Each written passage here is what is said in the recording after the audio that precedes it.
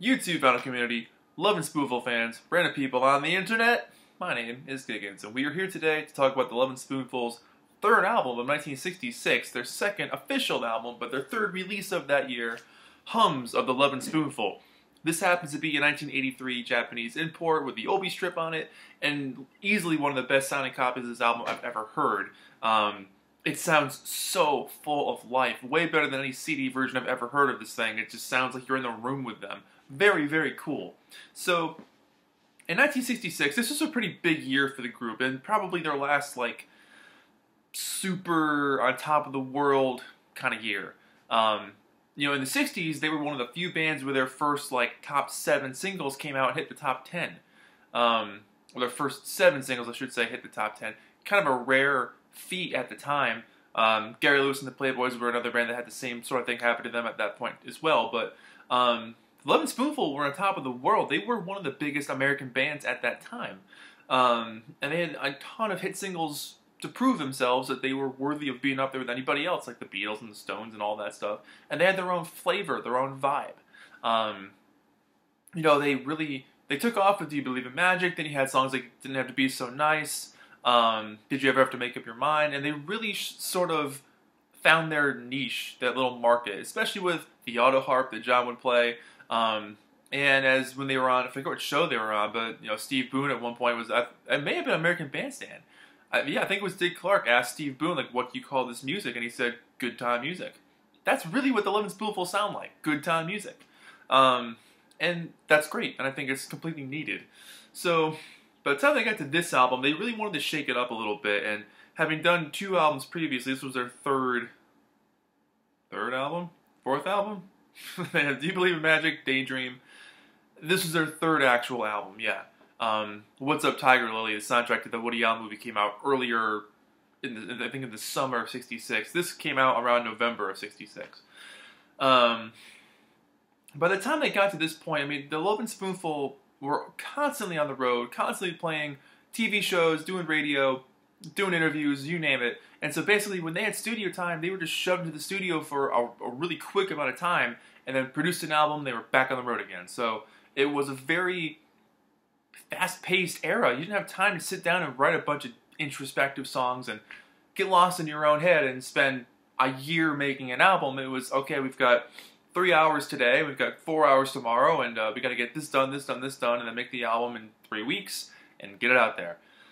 And that was the case for a lot of groups back then, but it's either going to stunt your growth or make you work way more creatively harder than I guess you ever would have thought you can do. I mean, look at the Beatles.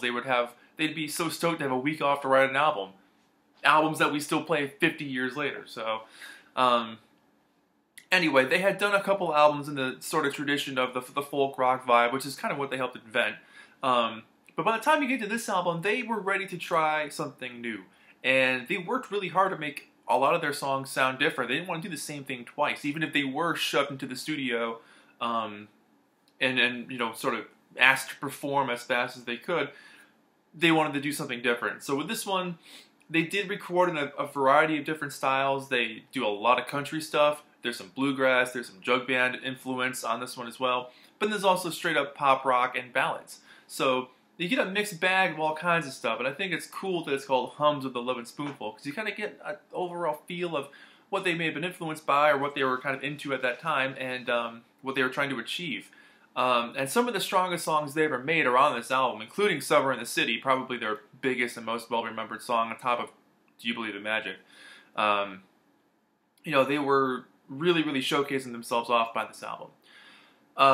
One thing I did want to bring up a little bit, and I don't want to delve too deeply into this because it really hurt the band, but in the spring of '66, Zal and Steve got involved in a drug bust, and Zal was from Canada and he was a Canadian resident, and the band always had this mentality that, you know, whatever we do, we're going to do it for the group, for the sake of the group. We're going to stay together. We're going to do this to keep everybody in check and keep everybody, you know, on top of it, and so we can still be a band no matter what happens.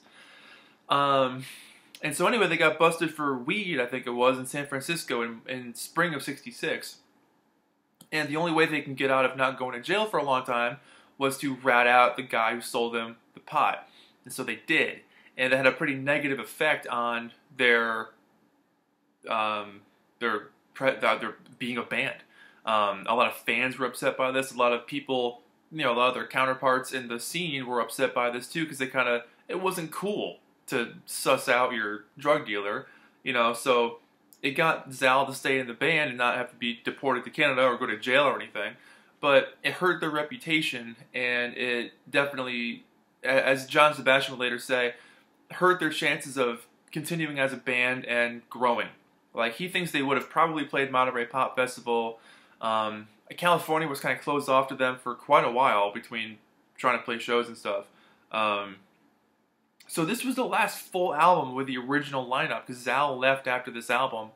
He was with the band into '67, and they did the soundtrack for You're a Big Boy Now and that kind of stuff. So he's there for that stuff, but then after that, he's gone. But as far as an actual album by the band, this is the last one with the 4 original core members of Zal, Steve, Joe, and John in the band.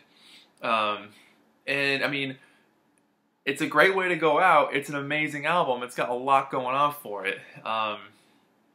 But yeah, it's kind of bittersweet, because at the same time, it's the classic '60s thing where you get a band that only lasts for 3 or 4 years, but makes some of the most amazing music that lasts and spans generations. Look at Cream, Mamas and the Papas, Dave Clark 5. I mean, all these bands made humongous hits that are still being played today, and they only lasted for 3 or 4 years.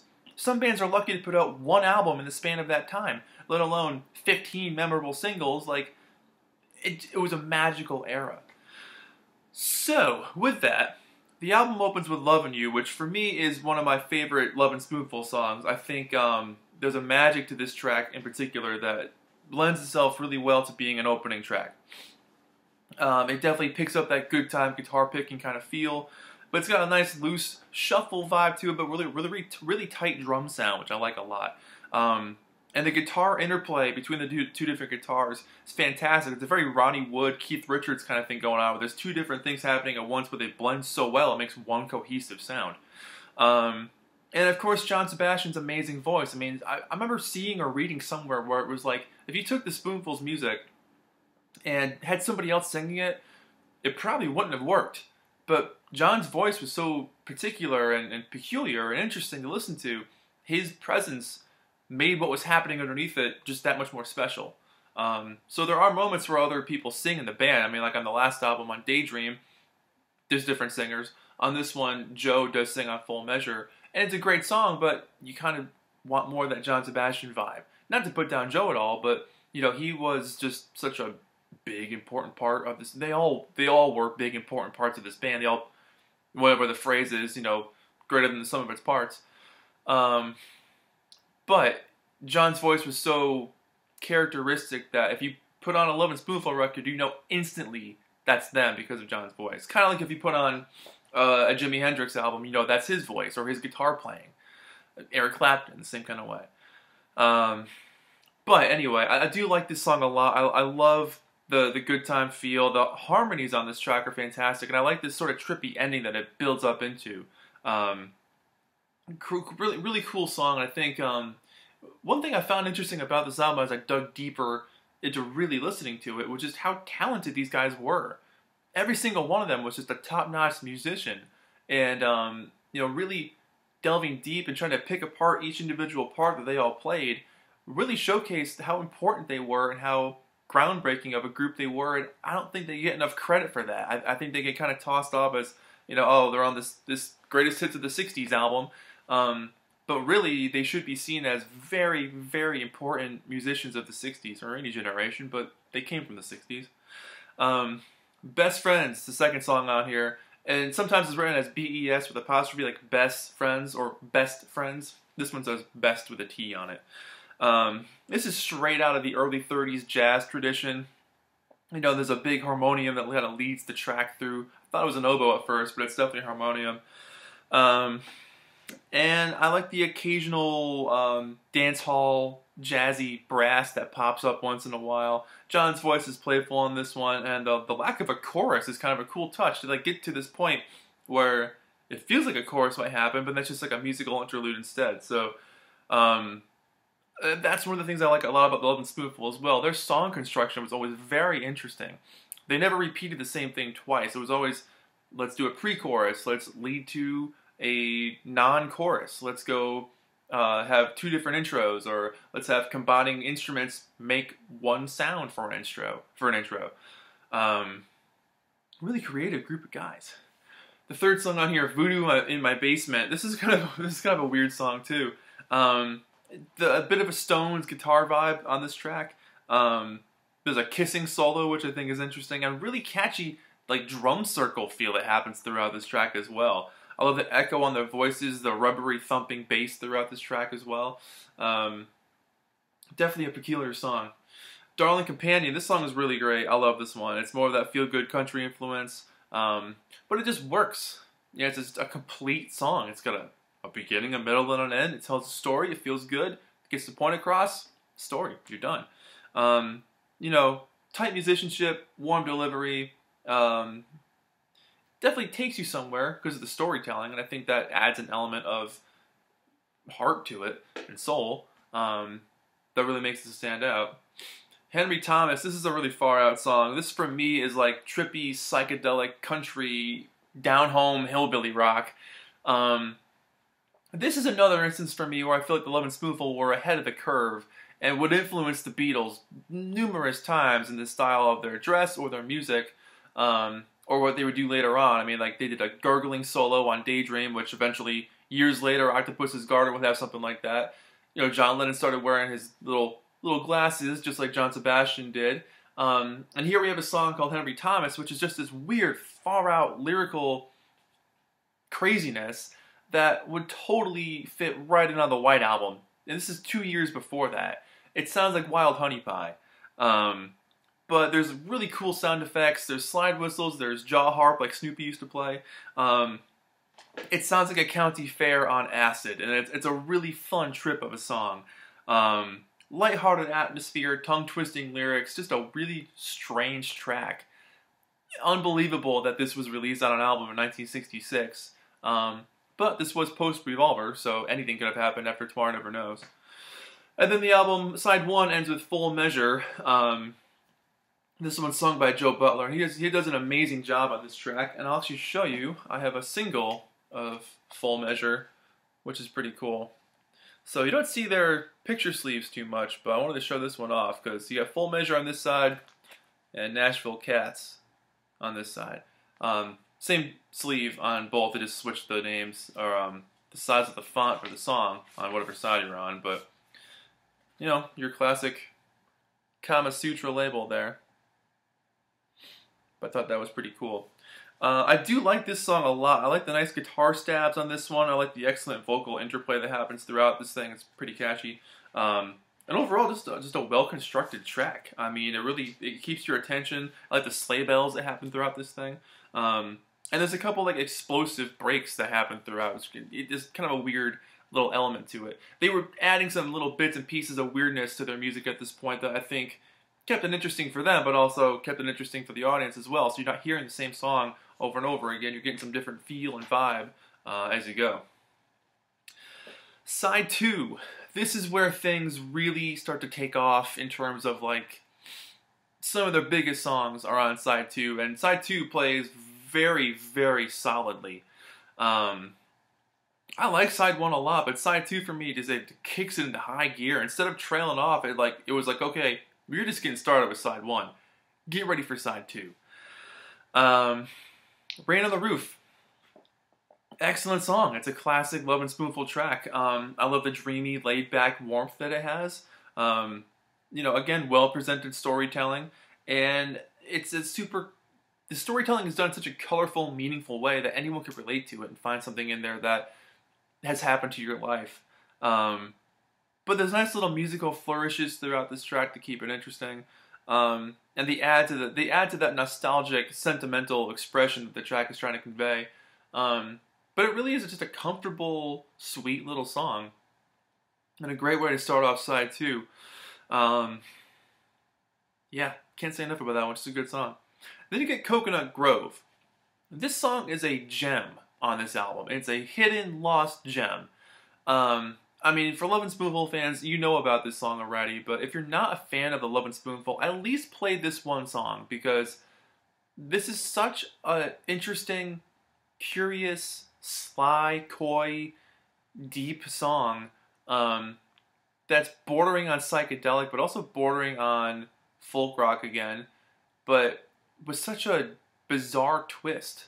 Um, it's totally an escapism song. It takes you somewhere else when you hear it. It's such a memorable little riff, and the way John just kind of coolly, slyly sings on top of it.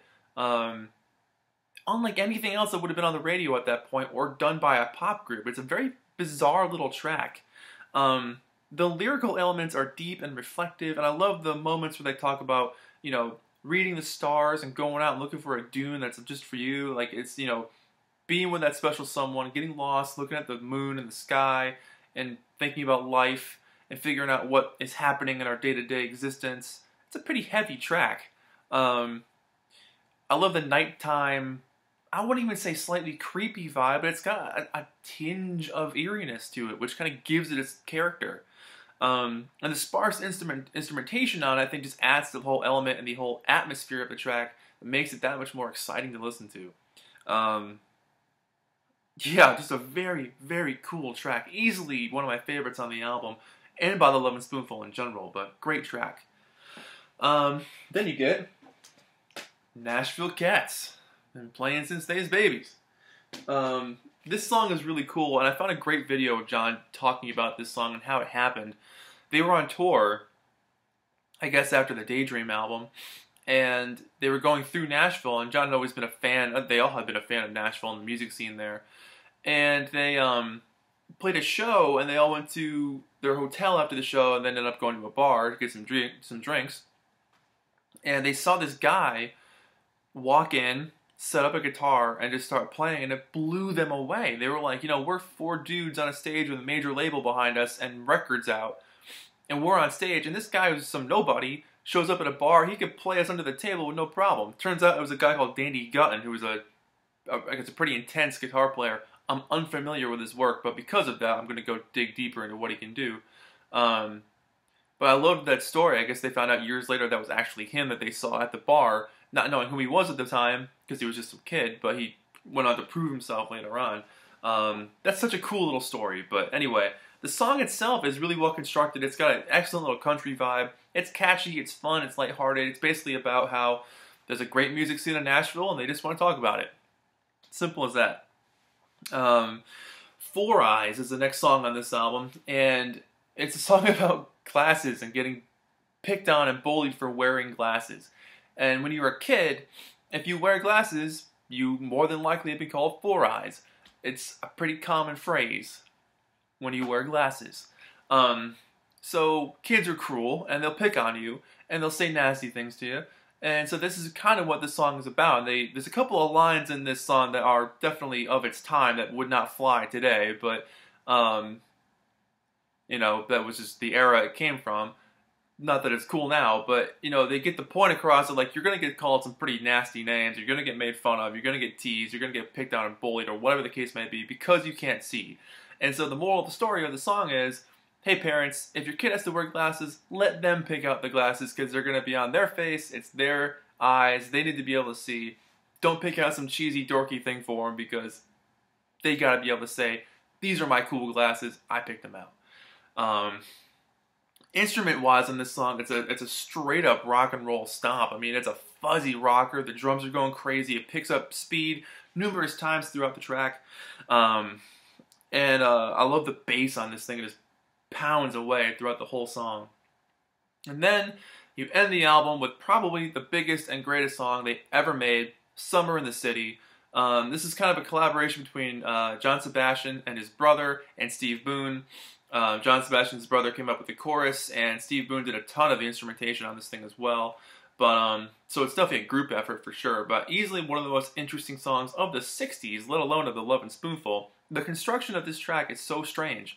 To have a start and stop intro that leads to this gigantic drop on the drums, and then you just instantly hit this pounding section of a verse that is so commanding of your attention and wanting your full captivation that it changes almost instantly into the pre-chorus beat, and then it goes into the chorus itself, which is another joyous, jubilant kind of experience, before changing again at the end of the chorus, between changing again at the end of that chorus, and then you get this weird little break with construction equipment and horn talking and people talking.